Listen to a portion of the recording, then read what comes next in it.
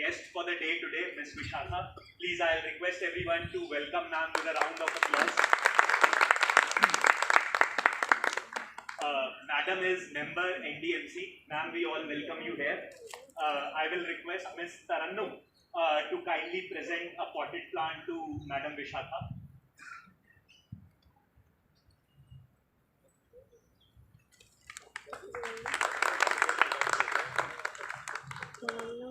I'll request the team of YWCA to please come forward. Vishakha ma'am, please. Come all the ladies.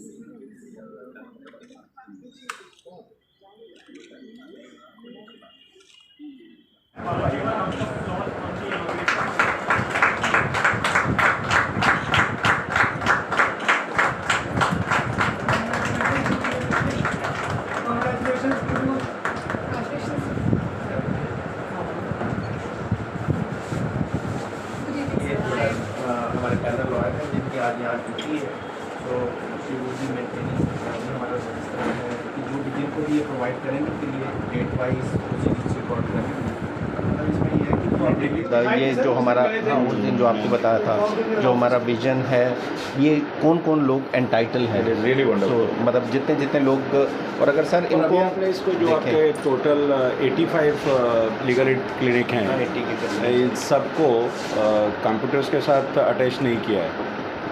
नहीं sir, यहाँ पे जैसे अभी सारे लीगल एड क्लिनिक्स कंप्यूटराइज नहीं है, जैसे कुछ सहेली समन्वय केंद्र दे आर नॉट कंप्यूटराइज, लेकिन ये रिकॉर्ड्स मेंटेन करते हैं। Yes, we should be doing next because इसमें ऐसा है having everything on computer, then you can monitor online. वो हमने फ्रंट ऑफिसेज जो है ना हमारे, they have been computerised and from the front offices we are monitoring all those legal aid beneficiaries कि उनको क्या क्या हमने प्रोवाइड किया, किस लॉयर को प्रोवाइड किया and what that lawyer has done for him और हर।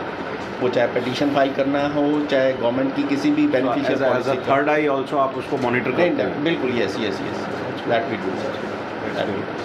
कोर्ट में क्या प्रोसीडिंग्स चल रही है सर? अब जैसे ये मतलब ये सब हैं रिगार्डिंग कंस्ट्रक्शन वर्कर्स के क्या राइट हैं। अब कंस्ट्रक्शन वर्कर्स के सर, जब मैं यहाँ ज्वाइन किया था तो even I was not aware कि कंस्ट्रक्शन वर्कर्स को क्या क्या एंटाइटलमेंट है, और एक आम आदमी को जो बेचारा मजदूर है सड़क पे काम कर रहा है उसको कैसे पता होगा, जब मुझे ही नहीं पता था यहाँ आने से पहले। And after coming here we came to know, तो हमने काफ़ी सारे हेल्प डेस्क एस्टैब्लिश किए जहाँ कंस्ट्रक्शन वर्कर्स रहते थे। जो कंस्ट्रक्शन साइट्स हैं, जैसे यहाँ प्रगति मैदान में चल रहा था, वाणिज्य भवन बन रहा है, सेंट्रल विस्टा में जो प्रोजेक्ट है, वहीं पे हेल्प डेस्क लगा के उन सबको रजिस्टर कराया और उनको अवेयर कराया कि उनके क्या क्या राइट्स हैं। और ये fundamental right and fundamental rights duties, ये हम जैसे स्कूल्स में प्रोग्राम्स कराते हैं just for education. Yes, just to make them aware कि भाई सब लोग एक्चुअली क्या है कि अपने राइट्स की बात करते हैं, so we make people aware that we have fundamental duties also. और अगर मैं कमल जी जहाँ भी जाता हूँ, वेयर एवर आई गो, अब मैं लोगों को बोलता हूँ, और मोस्टली हमारे पास लोग आते हैं अपने अधिकारों की बात करने के लिए, संगठन आते हैं, तो मैं उनको बोलता हूँ कि आपका अधिकार राइट है, मिला हुआ है, बट आप मुझे बता सकते हैं कि ड्यूटीज़ क्या हैं? Very good. आप मुझे ये कोई नहीं बताता कि ड्यूटीज़ क्या है। नोबडी टेल्स अस कि भाई आपकी ड्यूटीज़ क्या है। फंडामेंटल राइट है, दैट्स ओके, वो आपको मिलेगा, हम उसके लिए फाइट करेंगे, लेकिन आपकी फंडामेंटल ड्यूटीज़ भी तो हैं, सो दैट्स मोस्ट इम्पॉर्टेंट।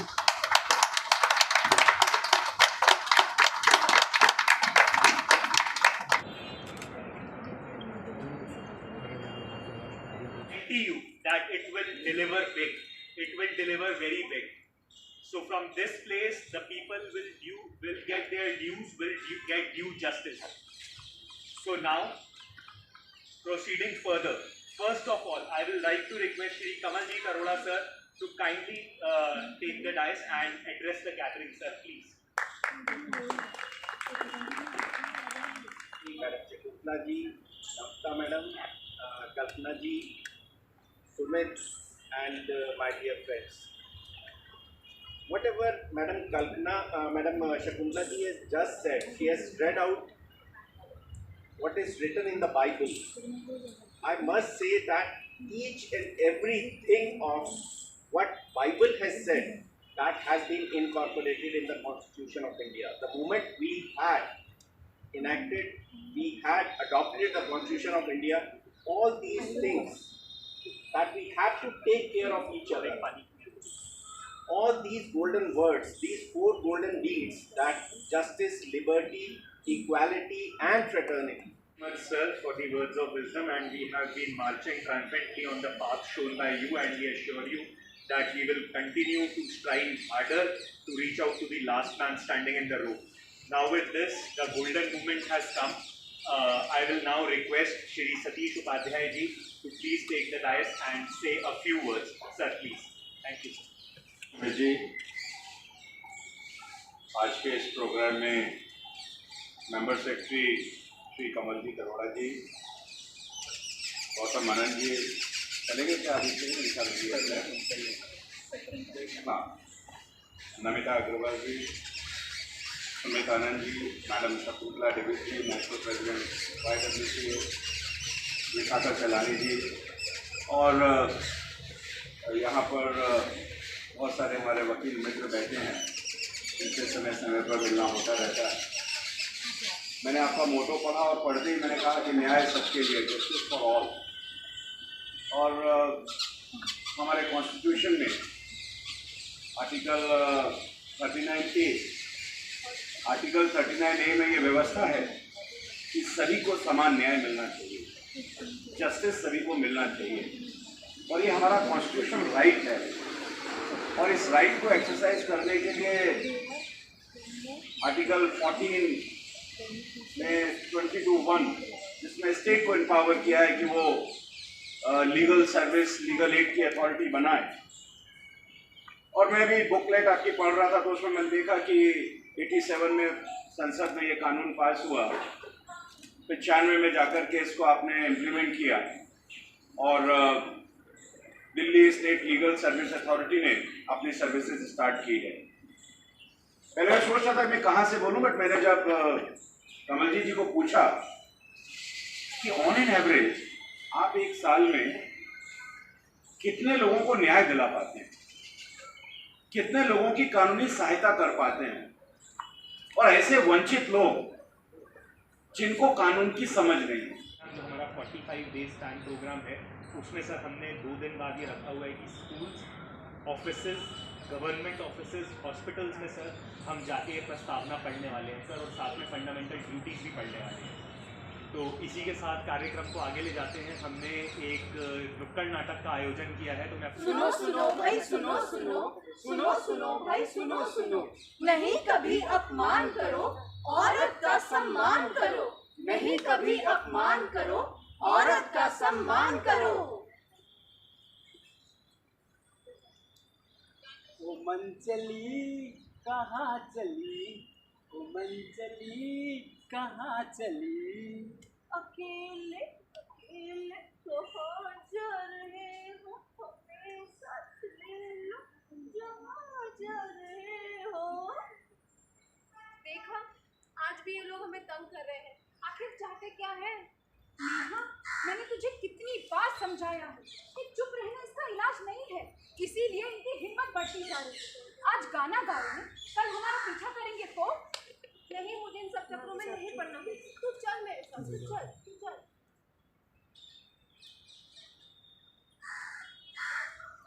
दृश्य 2।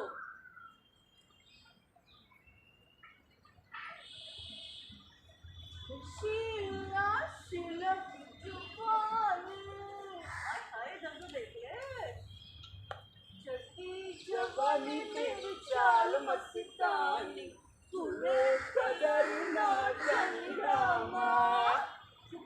देखो, तुम दोनों सीधे हो जाओ, तुम दोनों को शर्म नहीं आती ऐसी अश्लील हरकतें करते हुए? कैसी अश्लील हरकत मैडम, गाना गा रहे हैं, समझ आई ना? गाना गाना कोई पाप है क्या? हमारी मर्जी, जो भी गाना गाए। अरे यार, क्या लगता है मैडम को गाना पसंद नहीं आया? चलो कोई दूसरा सुनाते हैं। जैसे कि कौन सा? खुला है मेरा पिंजरा, आ मेरी मैना, चुराना ऐसी अखियां, लड़ने दे नैना। तुम दोनों ऐसे नहीं मानने वाले, रुको मैं अभी पुलिस बुलाती हूँ। ओह, हमें तो डर गए। नहीं प्रिया, नहीं, मुझे इन सब झंझटों से नहीं पढ़ना है। आज मैं माँ को सब बता दूंगी। नहीं तो चल।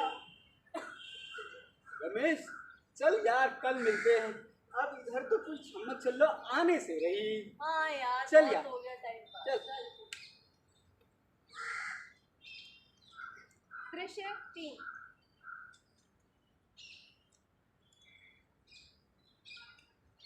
माँ, माँ, क्या हुआ अनीता? सब ठीक तो है ना? तो इतना घबरा क्यों रही है?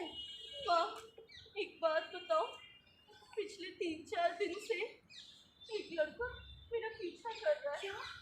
जब भी मैं कॉलेज से निकलती हूँ और मेट्रो में जाती हूँ, वो मेरे पीछे पीछे आ जाता है। और आज तो जैसे वो सामने वाली सीट पे बैठा था, मैं यहाँ थी, उसने अपना फोन निकाला और चुपके से मेरी तस्वीर खींच ली। मैंने देख लिया था माँ। क्या? मैंने उसको बोला भी कि तुम ये क्या कर रहे हो, तो वो मुझे ही सुनाने लगा कि मेरा फोन है, मैं कुछ भी करूँ। अब मुझे बहुत डर लग रहा है माँ, मैं कल से कॉलेज ही नहीं जाऊंगी। नहीं, तू मुझे चल बहुत मेरे डर लग रहा है। तू चल मेरे वो मेरा साथ। पीछा करता है माँ। तू चल मेरे साथ। अभी हम पुलिस स्टेशन जाकर उसकी कंप्लेन कराते हैं। ऐसे बदमाश लड़कों को सबक सिखाने का यही एक तरीका है। पता नहीं इनके माँ बाप इन्हें क्या सिखाते हैं, क्या संस्कार देते हैं। मेरा बेटा अगर ऐसे करे तो मैं उसको खुद पुलिस के हवाले करके आऊं। तू चल मेरे साथ। ये मैं क्या कर रहा था?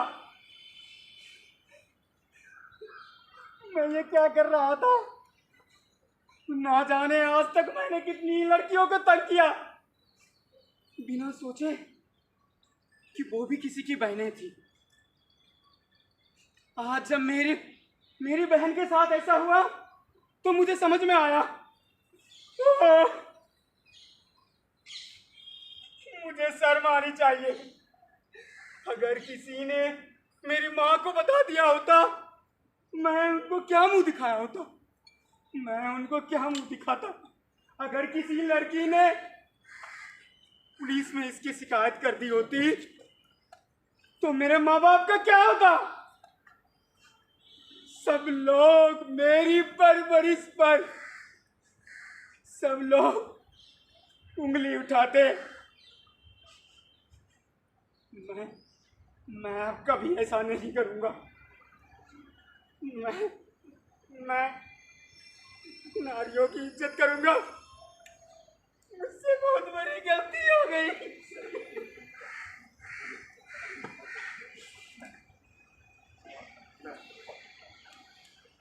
दृश्य 4। माँ खुश होने से पहले कि मुझे रोज छेड़ते हैं। क्या?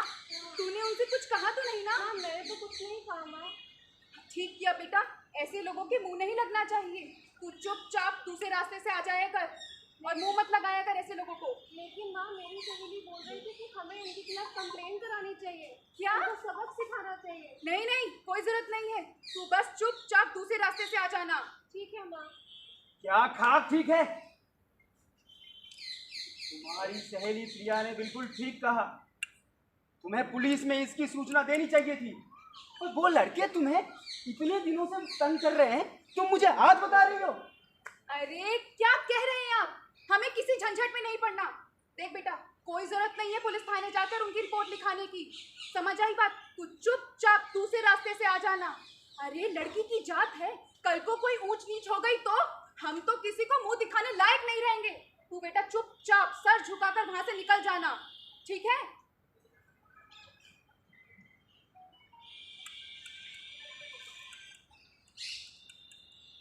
दृश्य 5। अरे आज इतने देर तक सुरेश क्यों नहीं आया? रोज तो आ जाता था। फोन भी नहीं उठा रहा, पता नहीं क्या काम करे। ओहो, ये तो कल वाली आइटम है। तूने मारी एंट्री और दिल में बजी घंटी और टन टन टन टन टन टन। बेटा आज मेरी एंट्री से तेरे दिल में नहीं दिमाग में घंटी बजेगी। Madam please the one. हाँ भाई, बहुत घंटियां बजा रहा है, चल स्टेशन। तेरे घंटी बजाती हूँ। नहीं चल मैडम, मैं तो चल ऐसे तू ही कह चल रहा था। तू चल। मैडम, तो याद रखिए, नारी का सम्मान कीजिए। किसी भी तरह की अभद्र भाषा का प्रयोग करना, किसी भी महिला की परमिशन के बिना उसकी तस्वीरें खींचना, मेट्रो में आते जाते उसका पीछा करना या उसके घर तक उसका पीछा करना, कहीं भी कुछ भी ऐसी कोई भी हरकत करना, कोई आवाज़ निकालना, ये सब इस छेड़छाड़ के कानून के अंदर आता है। और अगर आपके साथ ऐसा कुछ भी होता है तो तुरंत पुलिस को सूचना दी। तो याद रखिए, आओ आवाज उठाएं, आओ आवाज उठाएं, जीवन को खुशहाल बनाएं, जीवन को खुशहाल बनाएं, नारी की गरिमा समझाएं, नारी की गरिमा समझाएं, दुष्टों को हम सबक सिखाएं, दुष्टों को हम सबक सिखाएं। आओ आवाज उठाएं, आओ आवाज उठाएं, जीवन को खुशहाल बनाएं, जीवन को खुशहाल बनाएं, नारी की गरिमा समझाएं, नारी की गरिमा समझाएं, दुष्टों को हम सबक सिखाएं, दुष्टों को हम सबक सिखाएं, जो न करे औरत का मान, जो न करे औरत का मान, देना बस तुमको उसको ये ज्ञान, देना उनको तुम ये ज्ञान, जो न करे औरत का मान, जो न करे औरत का मान, देना तुम उसको ये ज्ञान, देना तुम उसको ये ज्ञान। छेड़छाड़ अपराध बड़ा है, छेड़छाड़ अपराध बड़ा है, इस पर अब कानून कड़ा है, इस पर अब कानून कड़ा है, छेड़छाड़ अपराध बड़ा है, छेड़छाड़ अपराध बड़ा है, इस पर अब कानून कड़ा है, इस पर अब कानून कड़ा है। नहीं कभी अपमान करो, नहीं कभी अपमान करो, औरत का सम्मान करो, औरत का सम्मान करो, नहीं कभी अपमान करो, नहीं कभी अपमान करो, औरत का सम्मान करो, औरत का सम्मान करो।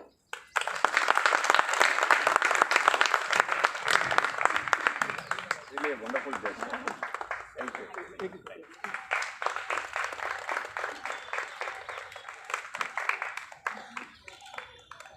सर, आपकी गाइडेंस में पिछले 1 साल में जितना सीखे हैं सर, जितना हमें दुनियादारी का पता लगा है सर कि बाहर जाके कैसे हम मिलते हैं। वी वर जजेस, we were used to sit on a dais and give instructions, but now we are on the ground and with your backing we are able to connect with people, meet with people, go to the downtrodden, उनके साथ sir हम जुड़ पाए हैं।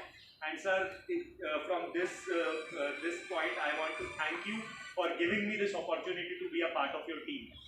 Same goes to Namrata ma'am, Shakuntala ma'am, thank you very much, Kalpana ma'am, thank you very much, Diya ma'am, you all have been very supportive in giving this premises for delivering justice.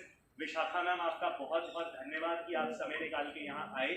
Virendra Charak ji, Shubhra ma'am, आपका बहुत बहुत धन्यवाद। सीमा Joshi ma'am हैं, आप भी हमारी बहुत मदद कर रहे हैं मैम हमारे इनिशिएटिव्स में, थैंक यू वेरी मच।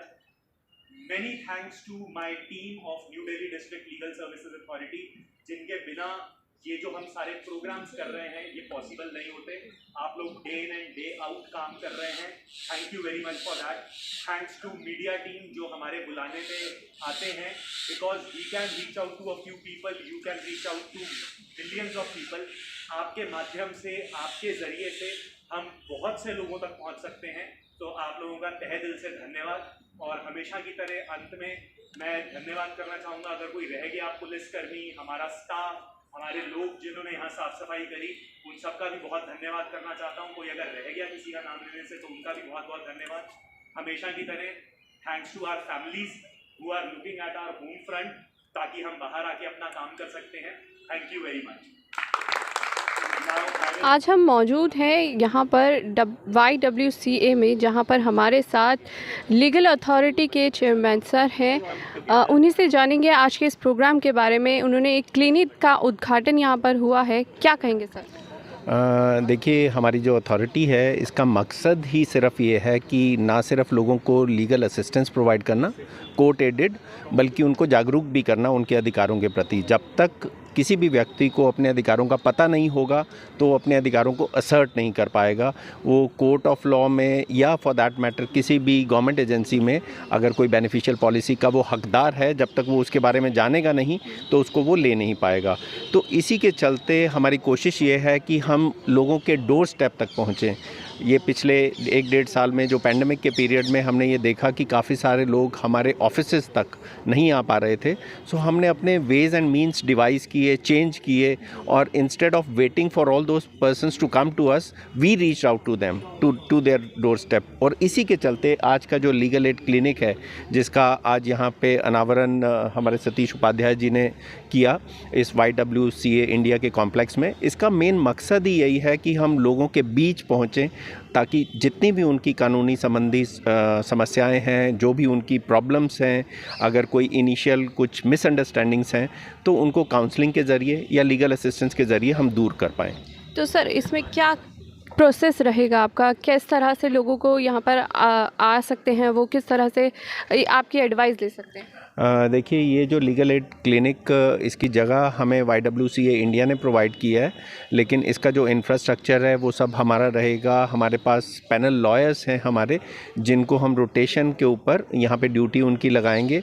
हमारे पैनल लॉयर्स यहाँ पे बैठेंगे, तो जो भी, चाहे वो YWCA से रिलेटेड हैं, यहाँ पे काम कर रहे हैं, या आसपास के एरिया में किसी भी व्यक्ति को कोई भी समस्या है, मुझे ऐसा बताया गया कि यहाँ पे फ्राइडेज़ को और संडेज़ को काफ़ी संख्या में लोग आते हैं, और जिसमें ज़्यादा मात्रा में महिलाएं हैं, तो उनकी अगर कोई डोमेस्टिक वायलेंस को लेके कोई प्रॉब्लम है, या sexual harassment at work place को लेके कोई प्रॉब्लम है, तो या कोई फॉर दैट मैटर कोई और भी कोई समस्या है, जैसे मैंने बताया गवर्नमेंट पॉलिसीज़ हैं, कुछ इनिशिएटिव्स हैं गवर्नमेंट के, जिससे उनको कुछ फ़ायदा मिल सकता है लेकिन नहीं मिल पा रहा, तो उस संबंधित भी वो अपनी जो भी समस्या है उसको लेके हमारे पैनल लॉयर से संपर्क कर सकते हैं, उससे जो भी असिस्टेंस है वो ले सकते हैं। सर, मैसेज जनता के लिए क्या मैसेज है?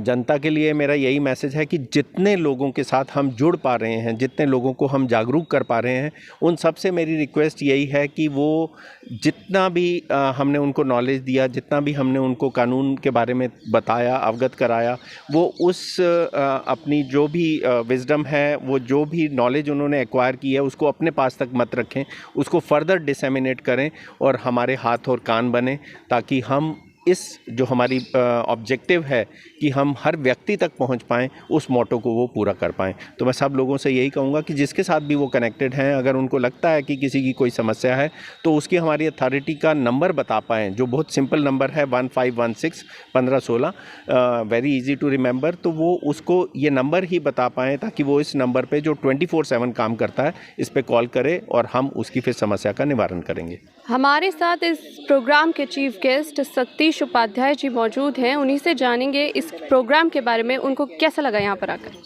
It was a wonderful programme, बहुत अच्छा प्रोग्राम था, और दिल्ली लीगल सर्विस अथॉरिटी ने ये इनिशिएटिव लिया है लीगल क्लिनिक बनाने का, और जहाँ पर भी जिन लोगों को न्याय नहीं है, सत्यमेव जयते और न्याय सबके लिए, ये इनका मोटो है, और वो शायद सबके लिए बहुत ज़रूरी भी है, क्योंकि समाज में ऐसे बहुत सारे लोग हैं जो इस न्याय से वंचित रह जाते हैं, ख़ास करके जो लेबरर हैं, बच्चे हैं, महिलाएं हैं, जो कामकाजी लोग हैं, जो डेली मजदूरी करने वाले लोग हैं, उनके पास न्याय तक पहुंचने के अवसर नहीं मिलते हैं, और लीगल सर्विस अथॉरिटी ऐसे सब लोगों को न्याय दे रही है, तो ये अपने आप में बड़ी बात है। और जो हमारे संविधान की आत्मा है कि सबको बराबर का न्याय मिले, तो जितने भी उसके लिए इनको बधाई देनी चाहिए ज़्यादा है, क्योंकि मुझे लगता है कि एक साल में लगभग 2 लाख के आसपास केसेस को या लोगों को लीगल सर्विसेज प्रोवाइड करते हैं, और 96 से अगर हम देखें तो लगभग इन्होंने 50 लाख लोगों को न्याय दिलाने के लिए प्रयास किया है,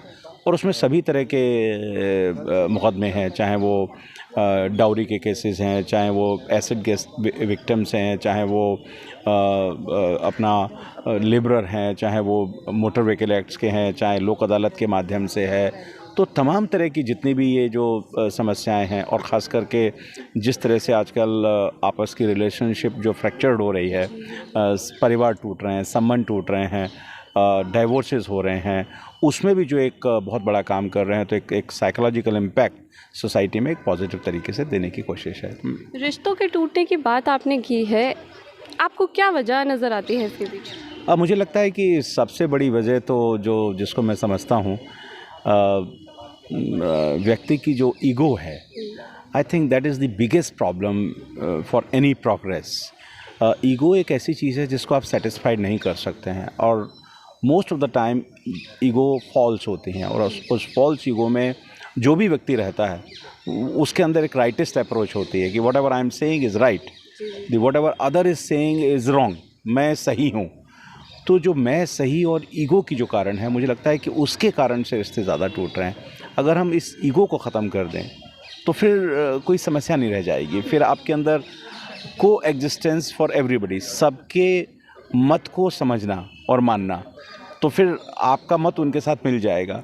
और इसलिए कुछ चीज़ों को लेट गो, ईगो है और लेट गो कहना तो सब करते हैं कि चलेगा, लेकिन व्यवहार में वो नहीं होता, और जब व्यवहार में नहीं होता तो उनकी ईगो और हाई होती है, तो इसलिए वो लेट गो नहीं करते हैं। तो इसलिए मुझे लगता है कि इस तरह की छोटी छोटी चीज़ें व्यक्ति को व्यवहार में ठीक करनी चाहिए। कहीं ना कहीं कुछ समय से लोगों का विश्वास जो है कानून पर से डगमगाया है, उन लोगों के लिए क्या मैसेज आप? नहीं, मैं ऐसा नहीं मानता हूँ। कानून से लोगों का विश्वास कभी नहीं डगमगाया। कानून ही ऐसी चीज़ है जिस पर विश्वास है, और अगर कानून नहीं होगा, न्यायालय नहीं होंगे, जजेस नहीं होंगे, तो मुझे लगता है कि लोग कल्पना भी नहीं कर सकते कि बिना न्याय के कुछ भी संभव है। और इसलिए आप देखते होंगे, छोटी चीज़ हो, बड़ी चीज़ हो, इंसानी रिश्ते हों, संबंध हों, विवाद हों, आर्थिक विवाद हों, ज़मीन का विवाद हो, सबके लिए अल्टीमेटली आखिरी रास्ता न्यायालय ही है। तो ये न्याय जो है ना, अब हम क्या कहते हैं, किसी से झगड़ा हो जाए, अच्छा I will see you in court, तो ये लोगों के मन में होता है। रिश्ते टूट जाएं, divorce, will see in court. तो इसलिए वो मुझे लगता है कि हाँ, इतना ज़रूर मुझे कहना है कि लोगों को ज़बरदस्ती इन मुकदमों को बढ़ाना, अपनी ईगो के कारण चीज़ों को आगे बढ़ाना, तो उसके लिए एक सहमति जो है, एक मीडिएशन जो है, उसका प्रयोग अपने को करना चाहिए। और अगर हम मध्यस्थता करेंगे, मीडिएशन करेंगे और अपने आप से पूछेंगे, किसी दूसरे की ज़रूरत नहीं है। दूसरे की ज़रूरत तो तब पड़ती है जब आप अपने आप को ही खुद नहीं पहचानते कि आपको करना क्या है। तो मुझे लगता है कि बहुत सारी समस्याओं का समाधान हो सकता है। आपका प्रोस्पेक्टिव प्रोग्राम्स में आके